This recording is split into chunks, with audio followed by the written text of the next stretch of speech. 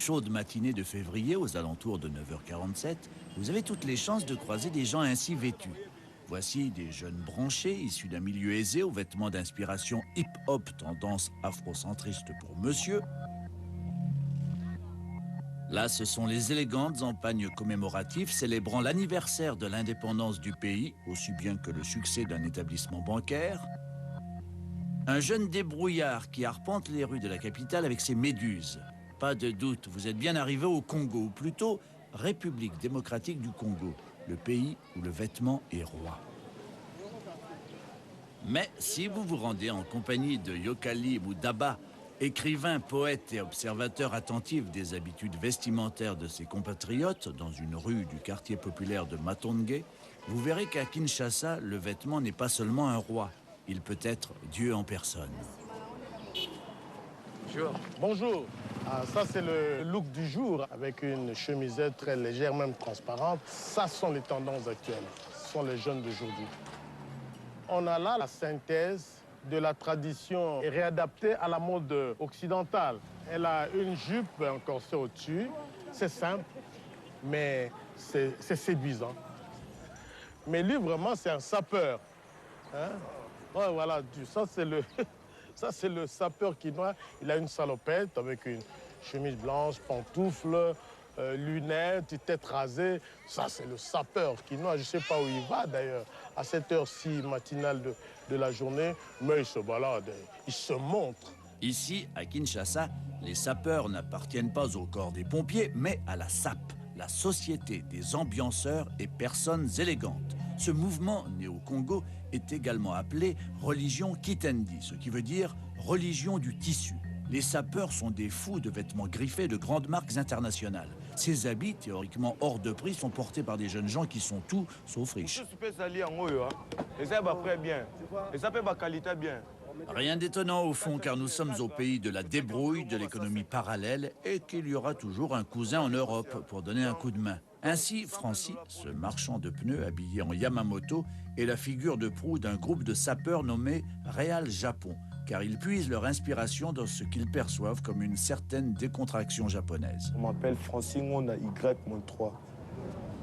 Bon, l'Y-3, c'est l'ensemble des Yohji Yamamoto et Adidas. Y veut dire Yohji. Et les trois là veut dire les trois barres des Adidas. Francis Mayala. Tout naturellement, les membres du groupe Real Japon s'appellent les Japonais, une dizaine de garçons et filles que nous présente Francis. C'est notre père de l'idéologie, le Real Japon. C'est lui le fondateur. Fais bisous. Laurette Ngonda. C'est une dame japonaise. Elle aime des Kenzo, des Gaspar Yokevich. Voilà comment elle sait s'habiller maintenant.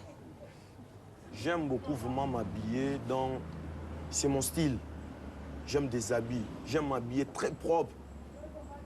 Que les gens me voient qu'il y a un Francis là qui passe. Je m'habille très bien, je suis là trop à l'aise. Je marche dans les quartiers.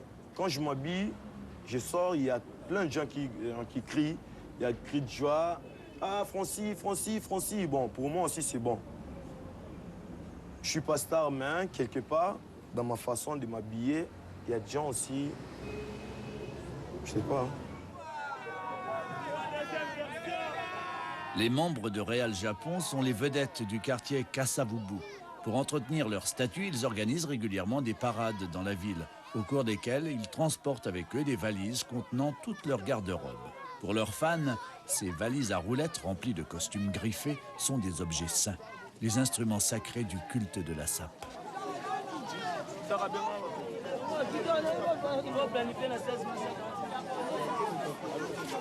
Lodan, japonais. Parce qu'il sait très bien s'habiller. C'est lui le japonais. C'est lui le japonais. Oui, c'est un grand star celui-là. C'est lui le japonais, oui. C'est un grand star. Demain, c'est Michael Jackson. Que la SAP, c'est-à-dire la Société des ambianceurs et des personnes élégantes, c'est le culte du paraître. Hein? Le culte du paraître dans une société en crise, en entropie, où les gens cherchent, comme on disait à l'époque, des paradis artificiels. La musique y participe aussi, mais la tenue vestimentaire, la démonstration de la force par l'extérieur, par le paraître, donne une sorte de pouvoir illusoire. Tous les enfants du quartier connaissent bien sûr aussi Seigneur de la Sape, un autre japonais qui s'apprête à rejoindre la parade.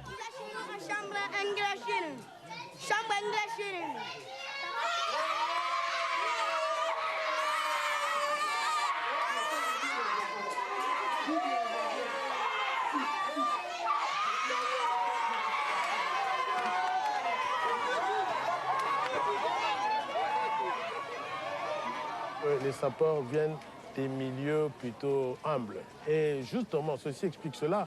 C'est une manière pour eux de se relever dans la société. Comme certains sapeurs, Seigneur de la Sape s'est composé un look assorti d'une démarche très personnelle.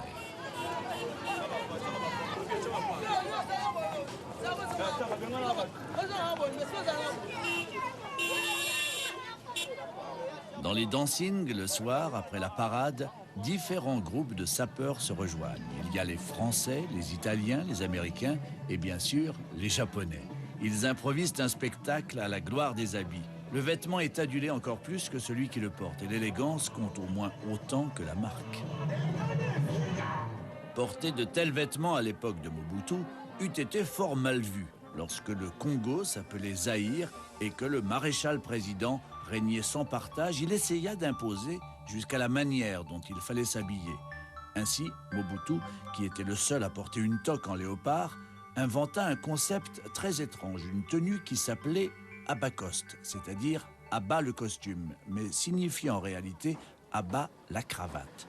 Tous les hommes d'un certain niveau social étaient certes tenus de porter un beau veston, mais sans cravate, symbole de la domination coloniale. Matraba est commerçant. Il est l'un des rares habitants de Kinshasa à avoir conservé son abacoste. Moi, je l'ai acheté à l'époque parce que ça me plaisait beaucoup. Je m'habille souvent en abacoste lorsqu'il y a des grandes manifestations. C'est pour apparaître en bon citoyen. L'essentiel était qu'on mette ce costume à doublure, avec foulard, avec pochette et avec un signe du parti. Si l'un de ces attributs, je dis bien si l'un de ces attributs manquait à la tenue, eh bien c'était la punition. On vous traitait de tous les noms, militants tièdes, contre-parti, anti-parti, anti-patrie.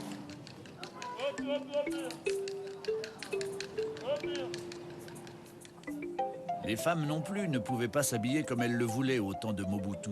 Il fallait porter le deux pagnes, une tenue dans laquelle le bas se compose de deux pagnes noués l'un sur l'autre, comme nous l'explique Nancy dans son beau pagne commémoratif.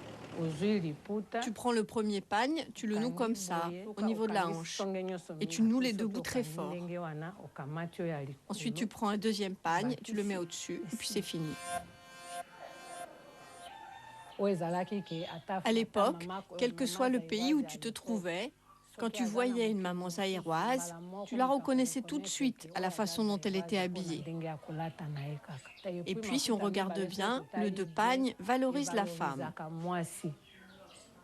Là, comme je suis habillée, j'ai caché ma poitrine, je ne montre pas mon dos, mes cuisses. Personne ne peut voir les parties de mon corps. Il y a trop de soleil, trop de chaleur, c'est pas possible. Très chaud, très chaud. Ça va comme ça? Tu sors comme ça, toi, avec ton dos dénudé? Maman, les temps ont changé, tout ça c'est du passé. Non, non, non, rien n'a changé. Ça, c'était avant. Vous couvriez tout jusqu'au cou. Maintenant, je peux m'habiller comme ça passe. Mais la jupe, ça va? Ouais, la jupe est bien. Tu mets le désordre dans l'habillement. Évidemment, je ne suis pas de son époque. Au Deuxième République, comme on l'a dit, c'était un monde d'ordre. Femme égale pagne. Bon, à ce temps-là, il y avait les cadres. Il y avait comme une unité, une brigade de surveillance ou de contrôle dans la ville.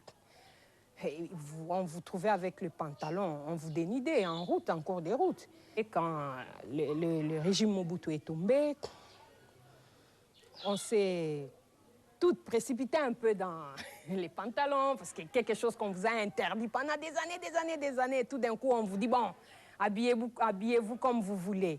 Ça faisait un peu, bon, snob là. On évite vraiment le pagne, parce que ça fait trop vieux. Hein. Ça fait... Personne n'a envie de vieillir vite. Hein.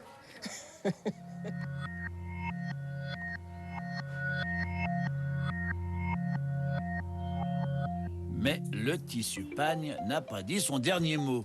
Aujourd'hui, que les femmes peuvent s'habiller comme elles le souhaitent, il se décline sous toutes les formes. Il y a d'abord le deux pagne New Look, où le deuxième pagne se porte sur l'épaule. Une manière de dire « je suis une femme bien, car j'en ai deux, mais je vis avec mon temps, alors je le mets sur l'épaule ».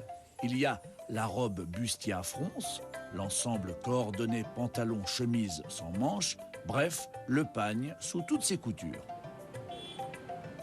Mais la vraie spécialité congolaise, c'est le pagne commémoratif. Pour chaque événement important, on imprime un pagne particulier, qu'il s'agisse de l'anniversaire de l'indépendance, le 30 juin, de la mort de Jean-Paul II ou d'une cérémonie de remise de diplôme. Depuis quelques années, l'une des célébrations les plus importantes est la journée du 8 mars, la journée internationale des femmes. Chaque année, Nancy achète son pagne et se fait confectionner une tenue pour aller défiler ce jour-là. En réalité, c'est depuis la guerre dans l'est du Congo, Kinshasa, entre 1998 et 2009, que le 8 mars est devenu si tristement populaire. Ce pagne, c'est pour nous les mamans. Nous dénonçons le viol des femmes, des jeunes filles. Que le pays soit en guerre ou en temps de paix, les hommes prennent toujours le dessus. Ils violent, ils violent. C'est pour ça que le 8 mars, nous ouvrons la bouche pour dénoncer le viol des femmes.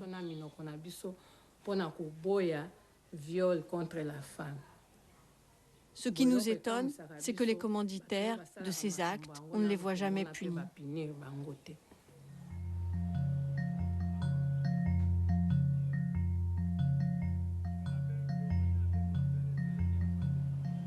Nous sommes de tradition orale et donc l'image est une marque importante dans la conscience des gens. Le pouvoir politique de Mobutu a compris ça très tôt. Et c'était parti de là. Donc à l'époque de Mobutu, à chaque événement, et Dieu seul sait combien de fêtes on avait dans l'année, on passait le temps à danser, à boire, et bien à chaque événement, il y avait un pagne spécialisé, effigie de Mobutu avec ce slogan. Le phénomène du mobutisme, c'est un phénomène qui nous poursuit encore. Hein. On ne s'est pas suffisamment exorcisé. C'est à peine 5 ans après l'indépendance qu'à l'instar de Sœur Odile et Sœur Rosa, les religieuses congolaises ont commencé à s'habiller en pagne, mais dans une version très sobre. Mama, Abambi et Lamba. Cette année-là, en 1966, le cardinal Malula décida d'africaniser l'habit des sœurs congolaises. Une véritable révolution dans un pays fortement marqué par l'influence des missionnaires européens. Les sœurs qui nous ont formés portaient des robes blanches, voiles blancs et tout en blanc. Les gens n'avaient pas un accès facile. Je pense qu'ils les prenaient pour des anges. Le cardinal, il a dit, si nous restons congolaises dans notre habillement, en pagne, on est plus proche des gens et on peut entendre leurs problèmes, les porter dans les prières et tout ça. La plupart du temps, les vêtements des sœurs sont confectionnés dans des ateliers appartenant à l'église. Mais il arrive que Sœur Odile et Sœur Rosa fassent travailler une couturière du quartier, toujours à partir du même modèle et en utilisant un pagne de couleur noire, blanc ou café. Et nous avons des modèles simples. On peut mettre des boutons, on peut mettre un peu de fronce. On ne met pas des garnitures, dentelles ou autre chose, non. Et quand on fait les vœux perpétuels, on dit que je suis maintenant religieuse pour toujours. On te fait porter la bague, c'est fini, c'est la seule bague que tu dois avoir. Pas des bijoux. Il y a certaines congrégations qui portent des bijoux, des petits. Oui, ça c'est leur mode de vie. Mais nous, on ne porte pas ça. Il y a même un chant que nous chantons. Dès que tu t'engages, tu dis « Tous les restes du monde, je les méprise pour le nom de Jésus-Christ. » Et c'est ainsi qu'on laisse tout.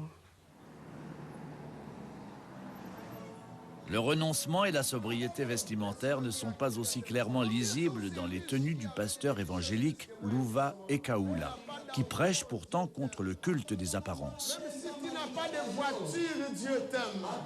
Même si tu dors dans une très très petite pièce, mais Dieu t'aime. Même si tu ne sais pas bien parler français, Dieu t'aime quand même.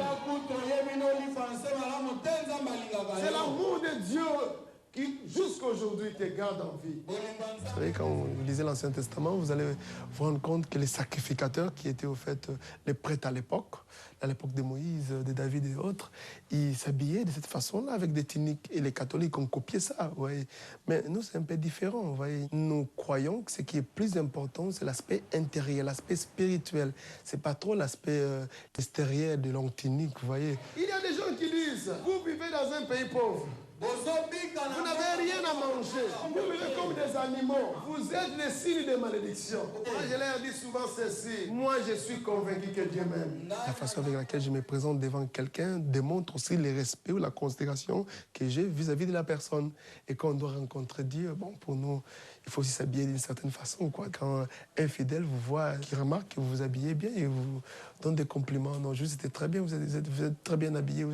Et nous sommes très fiers de vous avoir comme notre pasteur.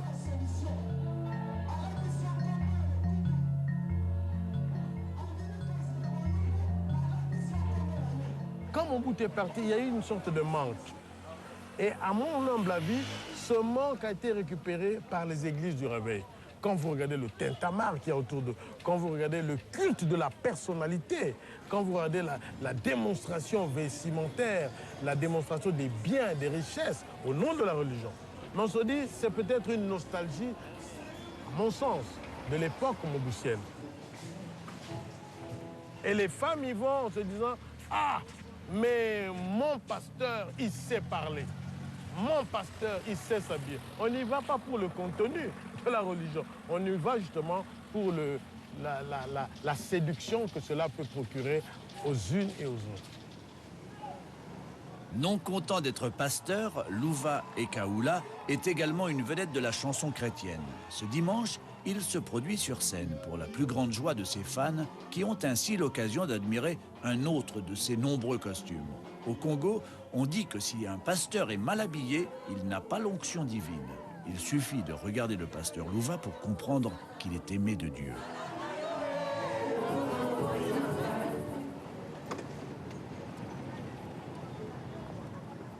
Au pays des pasteurs sapeurs, il n'existe toutefois qu'une seule prêtresse de la sape, c'est Biomba.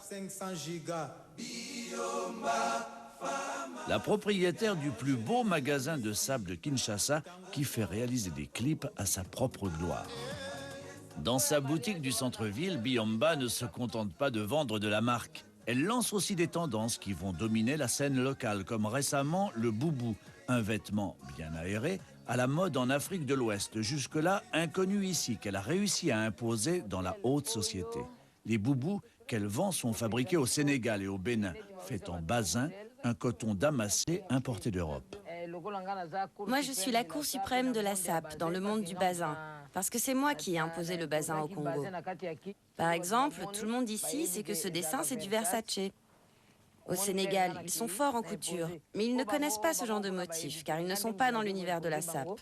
Moi, je leur ai imposé de le coudre. On n'a pas demandé l'autorisation, parce que Versace, il est connu. Il a imposé son nom, sa griffe, et il fait du beau travail.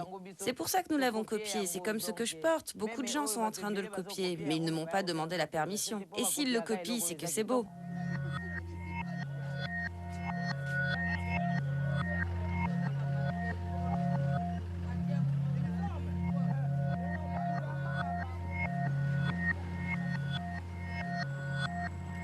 Aujourd'hui, par exemple, les différents groupes de sapeurs célèbrent le 15e anniversaire de la mort de Niarchos, le pape des papes.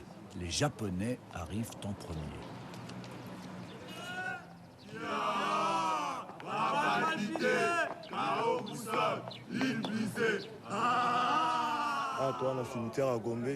On est venu au cimetière de la Gombe pour rendre hommage à notre grand prêtre, Niarchos. Comme c'est la coutume dans notre idéologie de sapeur, on met des fleurs sur sa tombe pour commémorer sa mort et pour célébrer le pouvoir qu'il a eu sur cette terre. C'est aussi pour rendre honneur à la religion qu'il nous a laissée, la SAP. En tant que guerriers, nous sommes là pour défendre notre identité qui est celle de l'habit. Et comme le grand prêtre l'a dit, il ne faut jamais abandonner l'idéologie Kitandi. Le grand prêtre Niarchos, qui s'était choisi un surnom de milliardaire grec. Disons-le, il n'était pas un bon musicien. Mais peut-être ceci explique cela aussi. Le fait de ne pas avoir été une grande vedette de musique, peut-être l'a transposé sur l'autre espace de la SAP, où il a excellé. Mais il a essayé aussi dans l'imagination, dans les assemblages, dans les excentricités. Et il a fini par devenir le pape des papes. Et à sa mort, c'était presque une émeute. On enlève les lunettes pour prier, par respect.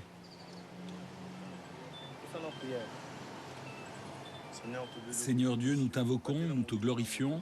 Protège l'esprit de cet homme, Srervos Niarchos. Protège-le dans le monde où il est. Nous remettons son esprit entre tes mains. Au nom de Jésus, nous avons prié. Merci, Seigneur Jésus. Voici ma veste en signe de souvenir. Gianni Versace. Grand prêtre, tu es le prêtre de tous les prêtres. Je ne te demande que la force du corps. Comme tu avais la force de t'habiller et de porter les habits, je n'ai pas beaucoup à te donner.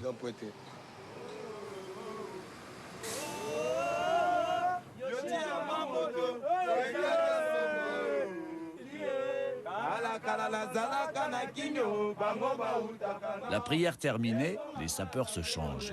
Impossible de ressortir du cimetière habillés comme ils sont entrés.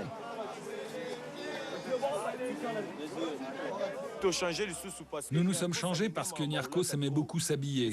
C'est la seule personne qui voulait se changer 30 fois par jour. Mais c'était le temps qui l'empêchait de le faire.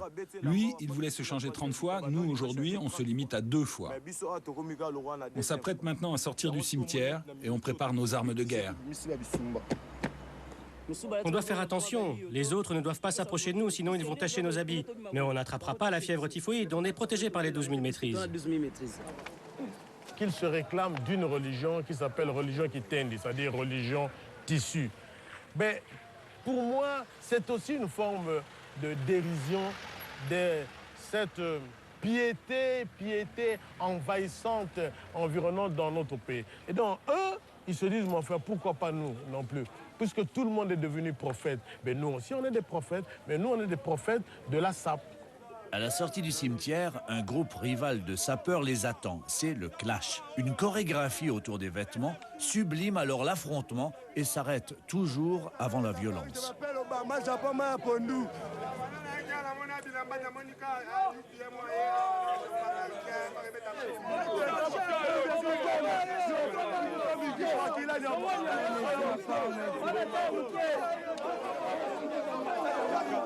Il n'y a pas vraiment de bataille, mais il y a discussion. Pas vraiment de bataille parce que nous, on n'est pas là pour bagarrer. Le bagarre, c'est pour des sportifs, des judokas, karatékas, tout ça. Nous, on est là simplement pour représenter ce qui est comme habit. Donc, habit de valeur, quoi. Parce que tout le monde s'habille, mais on ne s'habille pas des mêmes marques. Vue par un néophyte, la bataille des sapeurs a l'air d'une mêlée incompréhensible. Mais en réalité, chaque geste a un sens bien précis. Je sais que toi, tu es mon adversaire quand je m'habille en yoji à ma moto. Je fais des gestes, tu vas voir, que je fais comme ça et dis, je montre ce qui est à moi. Comme ça. Ce qui est à moi te mène 3-0. Il y a aussi, je ne sens pas bon ici. Ah non. Ça sent pas bon. Moi, c'est des habits. C'est tout geste de Yamamoto. Tu coûtes peu. Tu es là en bas et puis tu es un petit. Moi, je suis un gras. Et puis, je donne gloire à Dieu, quoi. C'est Dieu qui m'a donné tout ça. Ainsi, les sapeurs de Kinshasa aiment les vêtements plus que les femmes et plus que l'argent. Mais dans ce pays où l'habit s'est fait religion, le véritable mystique est peut-être celui qui n'hésite pas à brûler sa veste Kenzo. Kenzo, Apia somoni ba Kristo.